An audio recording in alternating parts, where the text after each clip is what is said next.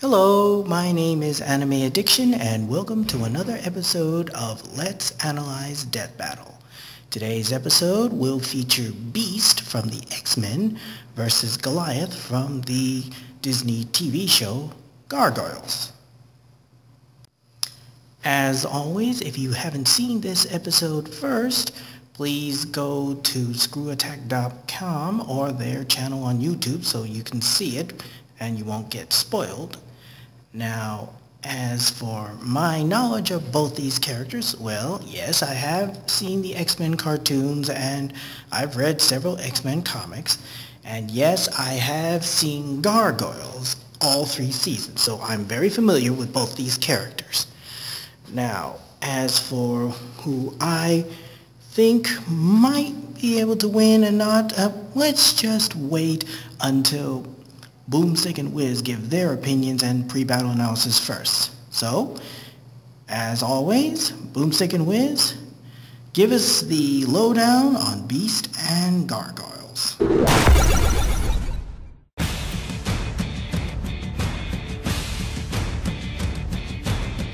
Some of the greatest heroes of all are shunned by the very people they continue to protect. Basically the worst deal ever. Like Beast, the blue genius of the X-Men. And Goliath, the gargoyle who gives new meaning to the phrase tough as stone. He's Wiz and I'm Boomstick. And it's our job to analyze their weapons, armor, and skills to find out who would win a death battle. Mutation, the key to evolution. The process is slow, normally taking thousands of years. But every few hundred millennia, evolution leaps forward. If that means we're all eventually gonna transform into blue hairy monkey men, count me out. Feared by most normal people, mutants generally begin to show signs of their uniqueness around puberty. Not so for Hank McCoy. Yeah, the instant he popped out, it was pretty clear that something was different about him. Namely the giant monkey hands and feet. Whew, that must have been rough on the way out. He better give dear old mom double the presents on Mother's Day.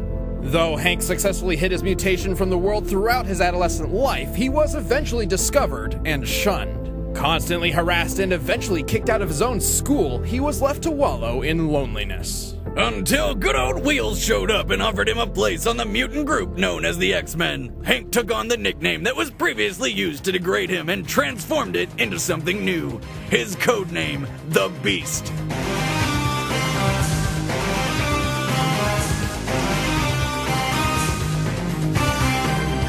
As an X-Man, Beast became an integral member of this uncanny team. His superhuman strength, speed, and durability let him go toe-to-toe with baddies like the immovable Blob and Kraven the Hunter.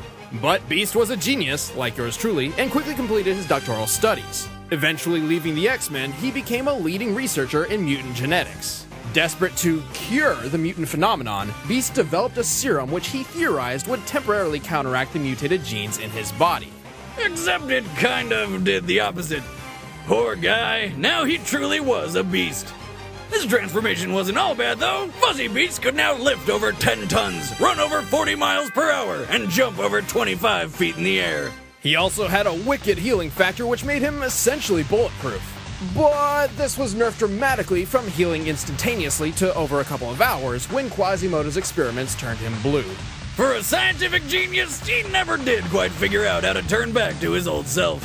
I mean, he's been able to turn into a Catman, a Horseman, Blue Kelsey Grammer, and even Sasquatch. Somehow, he always ends up as his classic Blue Ape self. Now unable to hide in plain sight, Beast had little choice but to return to the X-Men as a teacher and a leader. As my research makes evident, it is possible to enhance the intelligence of mollusca cephalopoda, such as the squid, to the same level as that of the average human. Even a little above average. I'm afraid I must leave early, so I'll hand you over to my new teaching assistant, Mr. Cephalopod. Hold on, everyone. Now, where were we? I asked the neurological aspects of cognitive intelligence. Were there any questions? Beast isn't just a genius, he's also a ridiculously strong fighter. He has survived hits from the Juggernaut, smashed open a tank with his bare fists, hit the ground with a punch so hard he created an earth-shattering shockwave, and lifted a solid gold oak tree. A cubic foot of gold weighs approximately 1 ton. Comparing the diameter of the tree to Hank's height, it's reasonable to believe that this golden tree weighs at least 60 tons. Or a shit ton, to be precise. Despite his athletic skill and enormous strength, Beast is a pacifist, preferring diplomacy over fisticuffs. He is rarely eager to enter a fight. In combat, he usually relies on his teammates to throw punches while he holds back to come up with game-winning strategies using his brilliant mind. Like the time he figured out how to use Juggernaut's own bulk against him. As Archimedes said when he discovered the principle of displacement, Eureka. But when he gets angry, he'll enter a rage which makes him so uncontrollably fierce, he's a danger even to his closest friends. Literally unleashing the beast within. Beast's monstrous appearance remained a permanent part of his life. He was never truly accepted by society, and even had to leave the woman he loved for fear she would become a target of mutant haters. But if he could have his way, he would spend his days hanging from the ceiling with a nice cup of tea reading Shakespeare. But we don't always get what we want, so he'll have to settle for kicking ass. With faint heart, averted feet, and many a tear, in our opposed path to persevere. A minor poet for a minor obstacle.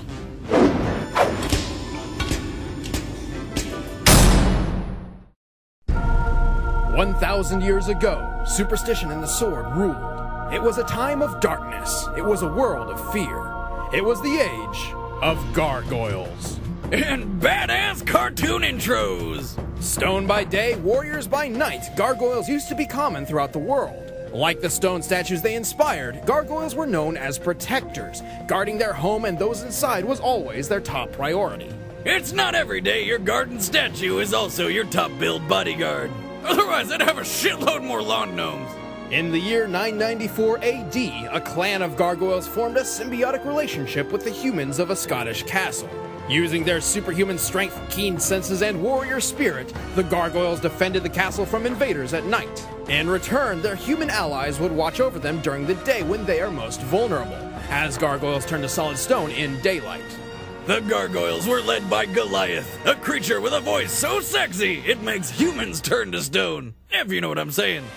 You are trespassing.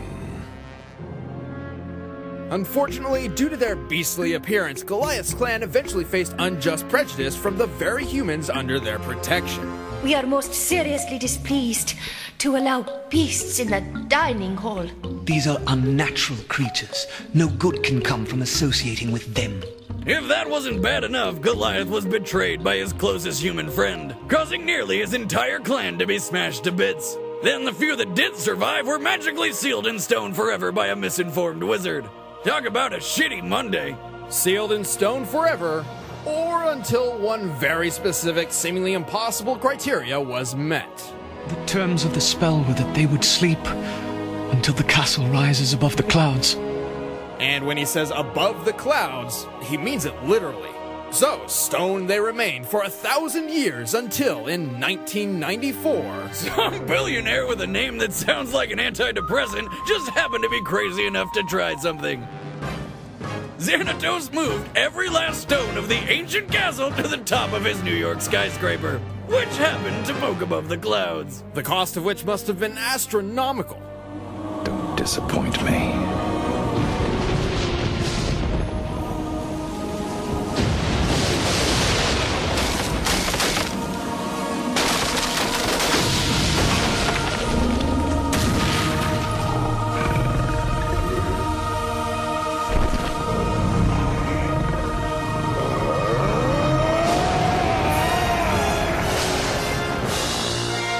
The curse was broken, the gargoyles awoke once again, and Goliath was tasked with leading his clan into the modern world. Despite being completely out of his element, Goliath adapted surprisingly fast. You mean he was texting and watching cat videos in no time? No, this was the 90s. Oh, so he wore crazy colored clothing and used nonsensical description words like bodacious, radical, or... Jalapeno. Jalapeno. Jalapeno. Jalapeno. Jalapeno. Jalapeno. Jalapeno.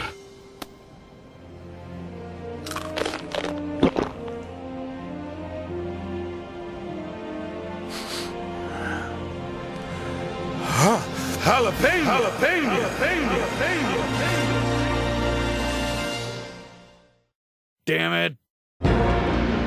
Turns turns out Goliath was naturally suited to traverse the broad expanse of the city with his enormous wings. Though to be clear, Goliath insists that he can't fly, only glide on the wind. Which I insist is bullshit! What else would you call what's happening right here other than friggin' flying? Regardless of wind direction and speed, it seems Goliath has no trouble gliding wherever he wants to go. He only has issue taking off from the ground, requiring an elevated point to start from. Good thing he can scale giant skyscrapers from ground level without breaking a sweat. Goliath is strong enough to lift a car, create a small earthquake, and tear through steel with his bare claws, like it was wet paper. He's fast enough to keep pace with foes who use rocket-powered flight, and he's tough enough to survive a fall over 100 feet. He was even able to keep gliding after being shot by a Nazi plane's machine gun while fighting in World War II. He traveled through time. It was weird. Goliath may look like a brutal monster, and he certainly can be when he goes into a rage. However, he's actually rather clever and wise. He was able to outsmart Oberon, who is practically an all-powerful magical god.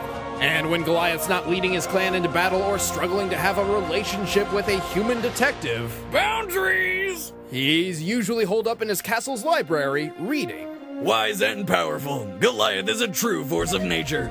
For 12 hours of the day. Right, the other 12, he's a motionless stone statue, making him a pretty easy target. Even when he's awake, Goliath often puts himself in danger for the sake of others, regardless of the risk. Hey, he's managed to survive for over 1,000 years, and believe me when I say, you do not want to be on this gargoyle's bad side.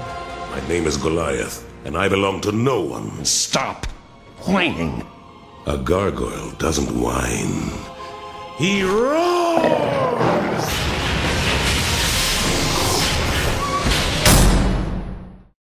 Alright, the combatants are set. Let's end this debate once and for all. It's time for a death battle! Wow, that was really a great pre-battle analysis, and it sure took me down memory lane with both the X-Men cartoons and the Goliath cartoons that I watched way back in the 1990s there. Now, personally, I would like Goliath to win since he's more of my favorite than Beast is. However, like always, I have to put aside my preferences and look at this death battle objectively. With that in mind, let's first look at Goliath's opponent, the Beast. Now, I am familiar with the Beast, or also known as Hank McCoy. I have read the X-Men comic books, and I have watched the X-Men cartoons, including the new X-Men anime that came on recently. And I have to admit that Beast is a formidable adversary with super strength, super agility, climbing ability, and a very high genius level intelligence. Now, his downside is, of course, his pacifism. In other words, he's not that eager to get into a fight unless he absolutely has to. He prefers to talk his way out, and really, there's nothing wrong with that. But since this is death battle, and he has to fight to the death, that's not much of an... I don't think he'll be able to win with a negotiation ability. So that will hinder him. Now, as for his chances against Goliath, well, he has a chance. Otherwise, they wouldn't even pit him against him. But he's going to be up against a very formidable foe who probably has more experience than he does.